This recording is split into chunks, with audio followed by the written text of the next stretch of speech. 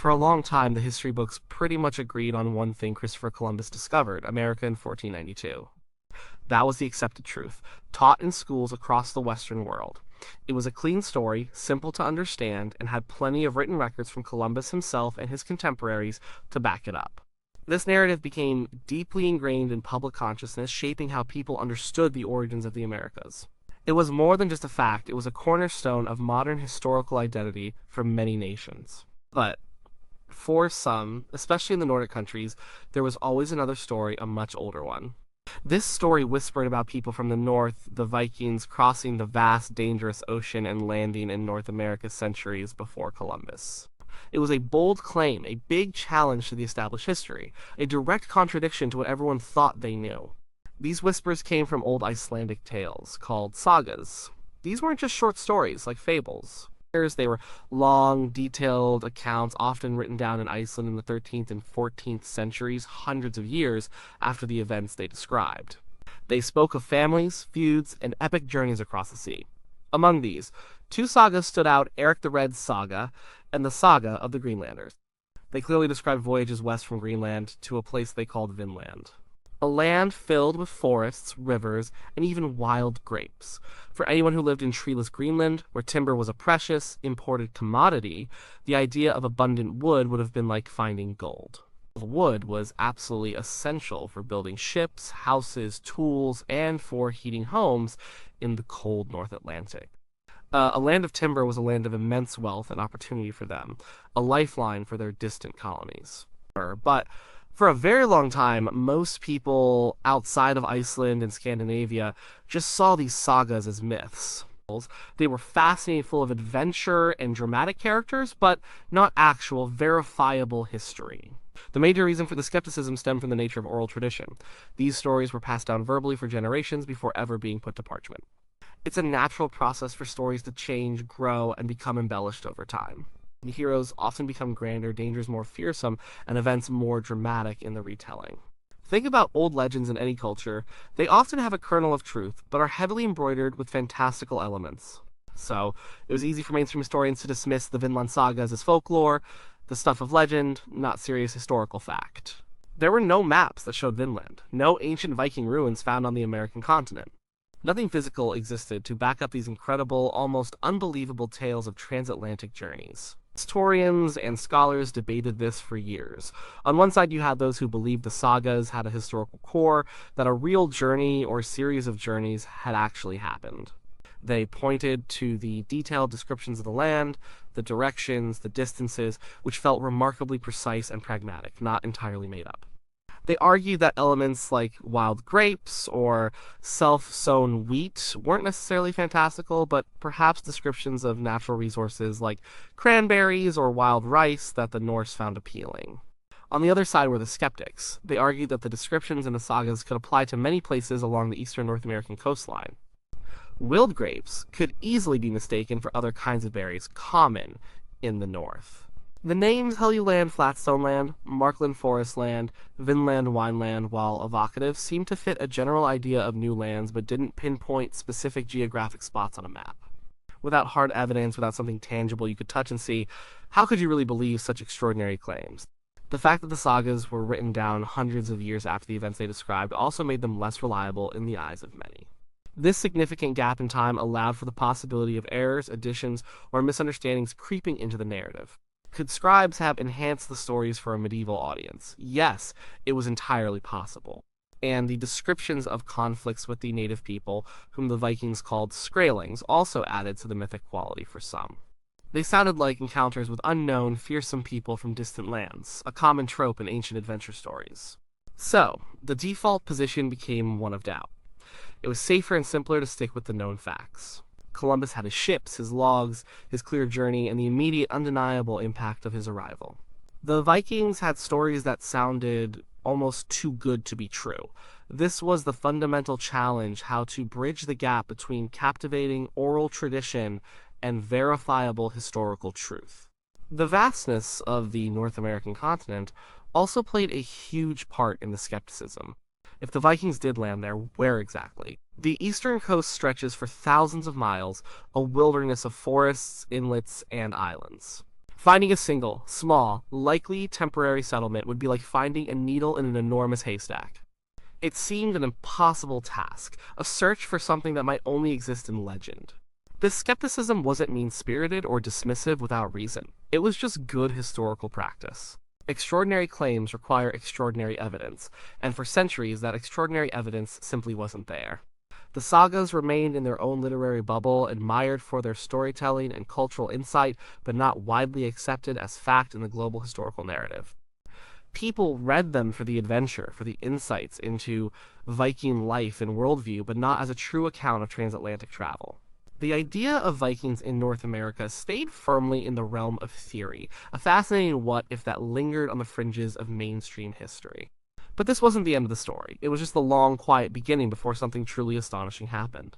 The stage was set for a dramatic shift in understanding, waiting for the Earth itself to reveal its secrets. The heart of the Viking North America story lies in two old Icelandic texts, Erik the Red's Saga and the Saga of the Greenlanders. These aren't history books as we know them today, with footnotes and dates. They are more like biographies and family histories, often written down in the 13th and 14th centuries, hundreds of years after the events they describe. But they tell a remarkably consistent story of exploration, ambition, and hardship across the North Atlantic, providing us with the names, the drama, and the human element of these incredible journeys. They are our window into the Viking mindset concerning these far-flung ventures. The Saga of the Greenlanders generally tells a more straightforward, perhaps older version of events. It begins with Bjarni Herjolfsson, a merchant known for his precise navigation and desire to keep to his schedule. He was sailing from Norway to Greenland to join his father Herjolf, but a severe storm blew him far off course, sending his ship into unknown waters. When the weather cleared, he and his crew saw new lands to the west. Bjarni described them as forested and low-lying, with some hills. However, being a practical merchant focused on his original destination, and possibly not having enough supplies for an extended exploration, he famously decided not to land. He just saw them from his ship and eventually, through careful navigation, found his way to Greenland. His story, however, sparked immense interest among the Greenlanders. They lived in a land with very few trees, and the idea of abundant forests to the west was incredibly appealing, a potential solution to their constant need for timber. One of those people intrigued by Bjarni's account was Leif Erikson, the son of Erik the Red, who had founded the first Norse settlement in Greenland. Leif, known for his leadership and adventurous spirit, decided to go explore those lands himself. He bought Bjarni's ship, gathered a crew, and set sail around the year 1000 AD.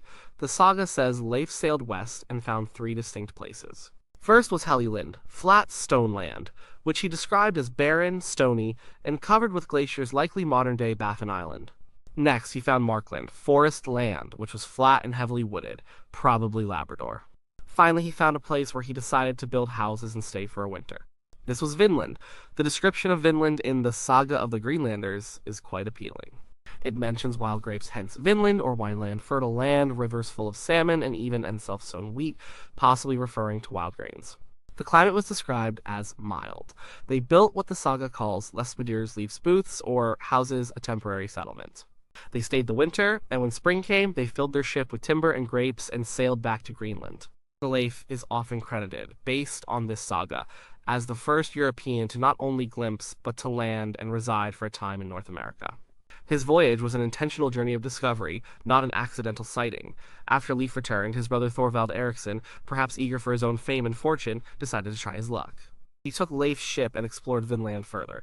He and his crew explored the coast, spent a winter there, and famously had the first recorded encounter and conflict with the native people, whom the Norse called Skraelings. The saga describes a skirmish where Thorvald was mortally wounded by an arrow, becoming the first known European casualty on North American soil. His crew buried him there, a stark reminder of the dangers of this new land, before returning to Greenland. This early conflict clearly highlighted one of the major challenges of any potential long-term settlement in already established and ready to defend indigenous population. The most ambitious attempt at settlement came with Thorfinn Karlsefni, a wealthy merchant from Iceland who had recently married Gudrid Thorbjarnardóttir, Leif's sister-in-law, and a formidable woman in her own right. Karlsefni organized a much larger expedition, taking 3 ships, 160 people, and livestock, intending to establish a permanent multi-year colony.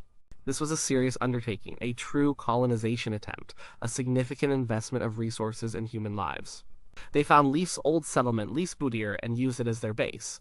They spent several years there, and during this time, Gudrid gave birth to a son, Snorri Thorfinnsson, who was believed to be the first European born in North America. Karlsefni's group initially traded with the Skraelings, exchanging red cloth for furs. But conflicts inevitably arose, often due to misunderstandings or aggressive actions. The sagas describe a violent battle where the Norse, despite being better armed with iron weapons, were overwhelmed by the sheer numbers of the Skraelings. The sagas attribute the Norse retreat partly to the Skraelings' strange, terrifying weapons, including what might have been a catapult or similar device, which caused great fear. The constant threat, the psychological toll, and the immense practical difficulties of living so far from home eventually led Karlsefni's group to give up. They packed up their belongings, their experiences, and their hopes, and returned to Greenland. Erik the Red's saga tells a slightly different version of these events, though the core narrative remains consistent. In this saga, Leif Erikson discovers Vinland almost by accident after being blown off course while sailing from Norway to Greenland, rather than setting out purposefully to find lands Bjarni saw. And Thorfinn Karlsefni's expedition is given more prominence, with Leif less of a central figure in the discovery itself. The details about the encounters with the Skraelings are also a bit different, perhaps reflecting different oral traditions or later narrative shaping, but the outcome is the same: initial exploration, attempts at settlement, conflict, and eventual retreat. Historians study both sagas, comparing and contrasting details to build the most comprehensive picture possible, acknowledging the complexities of ancient storytelling. Both sagas consistently emphasize the rich natural resources of Vinland, especially the timber and the wild grapes, painting a picture of a land that was promising but also profoundly dangerous. The native people were a constant, formidable threat, and the immense distance from their home base in Greenland made resupply and reinforcement difficult, if not impossible. The sagas make it abundantly clear that while the Norse explored and even tried to settle, they didn't stay. The settlements were temporary, lasting only a few years at most for each expedition. They were never permanent, thriving colonies like those in Iceland or Greenland. These sagas were for centuries the sole, yet ultimately unverified, source of information about Vikings in North America, keeping the story alive until concrete proof could finally emerge. And for centuries, the sagas were just stories, thrilling narratives passed down through generations, but utterly unproven by anything tangible. The academic world remained skeptical, largely because the physical evidence was simply absent. Then, in the 1960s, everything changed in a dramatic fashion. A quiet, remote spot on the northern tip of Newfoundland, Canada, gave up its secrets, irrevocably rewriting a major chapter of human history. This place was called Lanso Meadows. The discovery wasn't a sudden lucky accident. It was the result of years of dedicated, methodical work by a Norwegian explorer and writer named Helge Ingstad. Ingstad was no armchair historian. He had a deep passion for exploration and a background that included living among indigenous peoples in the Canadian Arctic. He was one of those rare people who truly believed the sagas had a historical basis, that Vinland was not merely a legend but a real place. He felt sure that the detailed descriptions in the sagas, combined with linguistic clues and local folklore, pointed somewhere specific in North America. He started his extensive search in the 1950s, meticulously investigating coastlines along Labrador and Newfoundland, guided not by guesswork, but by a systematic analysis of the old texts and geographical possibilities. He even listened to local stories about strange mounds and Indian encampments that seemed out of place.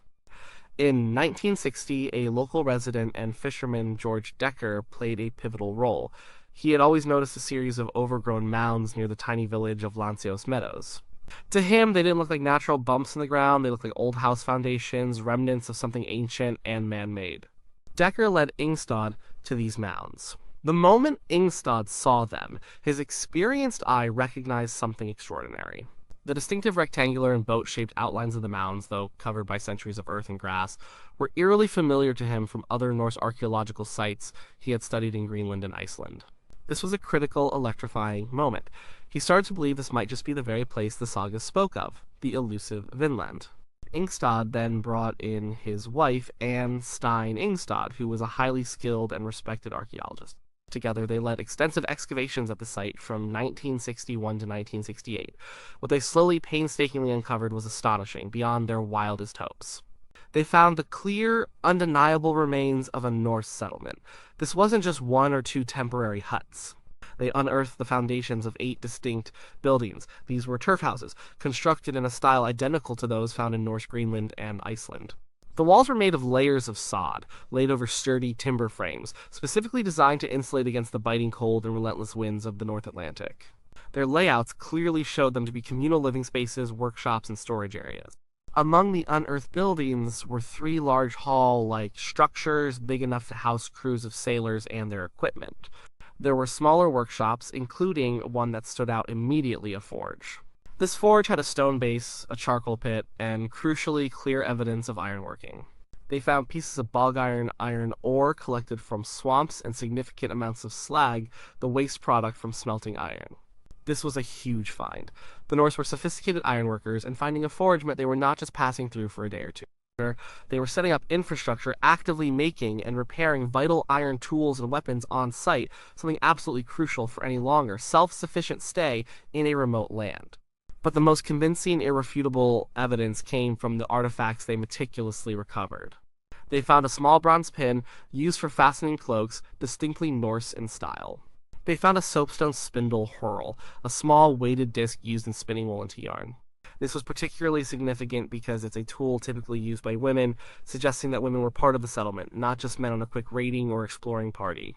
This detail lined up perfectly with the saga accounts of Thorfinn Karlsefni's expedition, which specifically mentioned women, including Gudrid, joining the journey to Vinland. They also found a stone oil lamp, another common Norse household item used for lighting homes. All these items were unmistakably Norse in origin and provided a powerful material link to the saga stories. The carbon dating sealed the deal, providing scientific proof that could not be argued with. Samples of charcoal and other organic materials found within the Norse layers of the settlement were carefully sent for radiocarbon analysis. The dates came back consistently around 1000 AD. This was precisely the time frame that the saga suggested for Leif Erikson's voyage and the subsequent expeditions. The dates perfectly aligned with the roughly 500-year gap between the Vikings and Columbus. It was the convergence of oral tradition, archaeological evidence, and scientific dating that made the case for Lanceau's Meadows absolutely undeniable. Lanceau Meadows wasn't a huge city or a sprawling colony. It was a small, well-organized settlement, likely a base camp, designed for temporary occupation. It was probably used by several different expeditions over a period of perhaps a decade or two, rather than a single, continuous, long-term settlement that lasted for generations. The buildings show signs of multiple uses and perhaps some rebuilding or modifications over time. The primary purpose seems to have been to exploit local resources, especially timber, which was so scarce in Greenland, and perhaps to process bog iron. A operating base for exploration and resource gathering, the discovery at Lanceau Meadows changed everything for historians and the public alike. It provided the undeniable physical proof that scholars had yearned for so long. The sagas, once considered myths, were suddenly elevated to the status of real, verifiable history. It proved beyond a shadow of a doubt that Vikings did indeed cross the Atlantic, land in North America, and build settlements, all centuries before Columbus ever set sail. It shattered the old narrative and forced a fundamental rethinking of early European exploration, revealing a much earlier chapter. This site, now a UNESCO World Heritage Site, remains the only confirmed Norse settlement in North America. It stands as a powerful testament to the incredible seamanship, exploratory spirit, and ingenuity of the Vikings. It's not a grand, imposing ruin like a Roman villa or a medieval castle, but a subtle, yet immensely powerful reminder of a long-forgotten chapter of history. The earth at Lanceau Meadows truly spoke, giving a clear, archaeological voice to the ancient sagas and forever rewriting the story of the Americas. It showed the world that those old tales were more than just stories. They were echoes of real events, real people, and real daring journeys into the vast unknown. Imagine arriving at Lanceau Meadows after a long, difficult, and incredibly dangerous voyage across the stormy North Atlantic. What would life have been like there for the Vikings who made the journey? It certainly wasn't an easy existence, a holiday in a new world. Their settlement, as uncovered by archaeology, strongly suggests a specific, strategic purpose. It was a base camp for exploration and resource extraction, not intended as a permanent home for generations. This wasn't a place for settling down, it was a place for getting things done and then leaving. The main reason they went to Vinland was the desperate need for resources. Greenland, where many of these Norse explorers came from, was a harsh, geographically challenging place. It had extremely limited timber, which was an absolutely vital commodity for everything from constructing houses and ships to making tools, weapons, and for simply burning fires for heat and cooking. The timber was so precious in Greenland that it was often imported at great expense. In Vinland, by contrast, as described in the sagas and confirmed by the natural environment of Newfoundland, offered abundant forests. The sagas specifically describe Markland, likely Labrador, as forest land, and even Vinland itself had readily available trees. This timber would have been an immense draw, a hugely valuable commodity to harvest and bring back to the treeless Greenland. Beyond timber, the sagas also tantalizingly mention wild grapes and self-sown wheat. While the grapes might have been a generic term for various berries or even small wild grapes found in the region, and a self-sown wheat could have been wild rye or another edible grain, the idea was that this land was fertile and fruitful, offering sustenance beyond just meat and fish. The rivers were said to be teeming with salmon, and the coastal waters offered opportunities for hunting seals and whales. The remains at L'Anse aux Meadows clearly show they built boat sheds, hinting at a strong focus on maritime activities, including fishing and possibly small-scale whaling or sealing. And the presence of the forge shows they were processing local bog iron, important for making and repairing iron tools, which were always in demand and difficult to transport in large quantities. So, the promise of new vital resources, particularly timber and iron, drove these risky expeditions. But daily life there was undoubtedly tough, marked by constant work and vigilance. The settlement at L'Anse aux Meadows was small, designed for efficiency, not comfort. It housed perhaps 70 to 90 people at any one time, spread across those 8 turf buildings.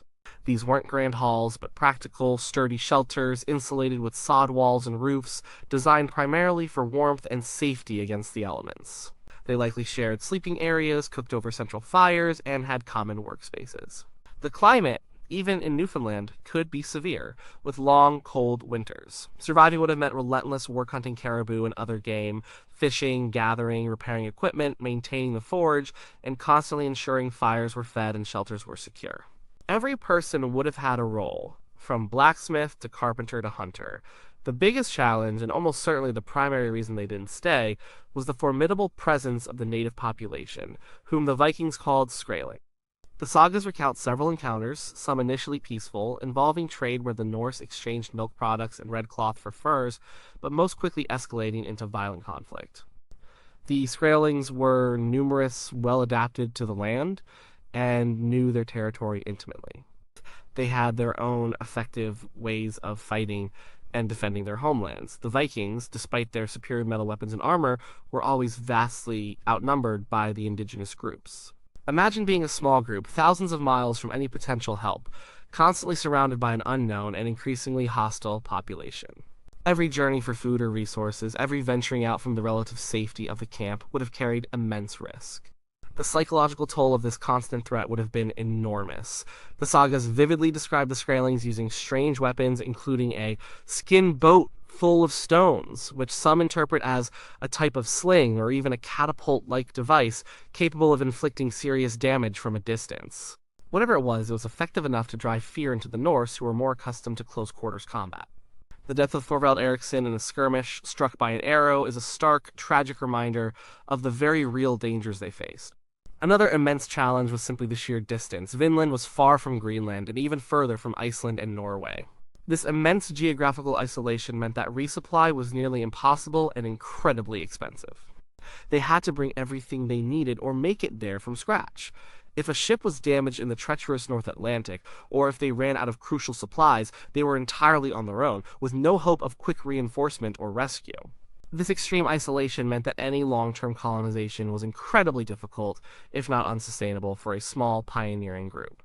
They couldn't just send for help or order more tools, every resource had to be carefully managed. Compared to their successful settlements in Iceland and Greenland, Vinland was a fundamentally different proposition.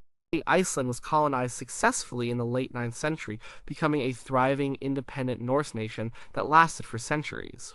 Greenland was settled in the late 10th century, and despite its harsh environment, lasted for nearly 500 years, supporting thousands of people, raising livestock, and maintaining trade links with Europe. These were proper multi-generational settlements with established social structures, agriculture, and strong connections to the wider Norse world. They adapted to their environments and built lasting communities. Vinland, however, was an outpost, an exploratory base, a temporary staging ground. It lacked the necessary elements for long-term survival, a large enough population to defend itself and expand, consistent support and resupply from home, and crucially, the ability to establish lasting peace or dominance over the numerous native inhabitants. Its cost in human lives, in lost ships and resources, and in sheer effort just became too high for the potential gains. They could get timber and iron, yes, but at what an unsustainable price. So after a few years, maybe a decade or two, of various expeditions using Lansos Meadows as a base, the Vikings eventually left. They didn't vanish mysteriously into the wilderness. They simply abandoned the settlement, deciding it wasn't viable.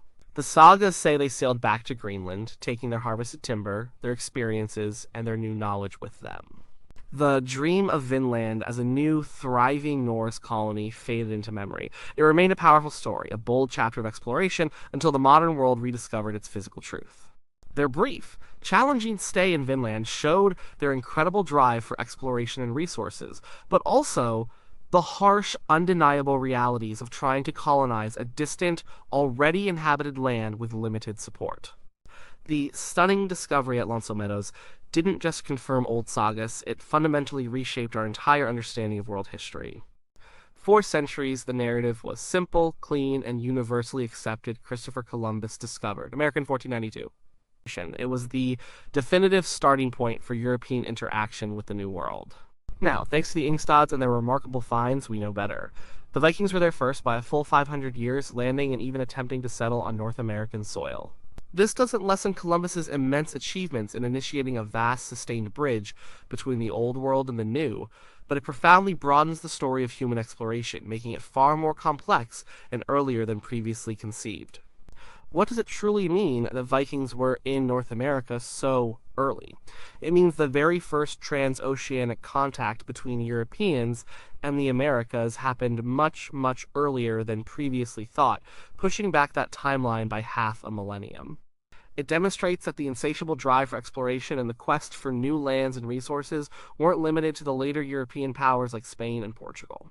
The Norse, with their incredibly robust and seaworthy longships, their advanced understanding of currents, stars, and bird migration patterns, and their sheer audacious spirit, were venturing into truly unknown, dangerous waters centuries before anyone else in Europe had developed the means, or, perhaps more importantly, the collective will to do so on such an ambitious scale. It highlights their unique and often understated place in history as unparalleled seafarers of their time, capable of remarkable feats of navigation and endurance. Columbus's journey, in this new, expanded historical light, isn't the absolute genesis of European-American interaction, but rather the beginning of a sustained, transformative, and ultimately continent-altering contact. The Viking visits, though historically significant for being first, were brief, temporary, and ultimately left no lasting cultural or genetic impact on the native populations, nor did they fundamentally change Europe's understanding of global geography. Columbus's voyages, however, whether intentionally or not, kicked off a centuries-long period of continuous colonization, intensive trade, large-scale migration, and profound cultural and biological exchange that dramatically and permanently altered the trajectory of both continents. So, while the Vikings were first to land, Columbus was first to connect the two worlds in a way that truly had lasting global consequences. His voyages marked the irreversible turning point, a gateway to a new era. The story of the Norse in Vinland also offers us crucial insights into the limits of Viking expansion and, in some ways, the very end of the Viking Age itself. Their remarkable westward expansion essentially stopped with Vinland. While the Norse settlements in Greenland lasted for centuries, no further permanent colonies were ever successfully established in North America. Why did these formidable explorers, who had so successfully colonized Iceland and Greenland, ultimately retreat from Vinland? The sagas and the archaeological evidence together provide compelling clues. The challenges were simply too great, too numerous, and too persistent. The distances were immense, making resupply, communication, and reinforcement from Greenland or Europe nearly impossible and prohibitively expensive. The climate, though perhaps milder than Greenland's, still presented significant difficulties for their agricultural practices. And critically, the native populations, the Skraelings, were too numerous, too resilient, and too well established to be easily displaced, assimilated, or controlled by the small, isolated Viking groups. The Viking Age, generally considered to end around the mid-11th century, was a dynamic period of outward expansion, daring raids, and extensive trading networks. But even these formidable explorers had their practical and logistical limits. Vinland represented the very edge of their geographical reach, and, perhaps more importantly, the sustainable limits of their colonization model. They could conquer and settle Iceland and Greenland because those lands were largely uninhabited when they arrived, allowing them to establish their own societies from scratch. North America was not an empty land. It was already home to thriving, indigenous cultures with deep roots and strong defenses.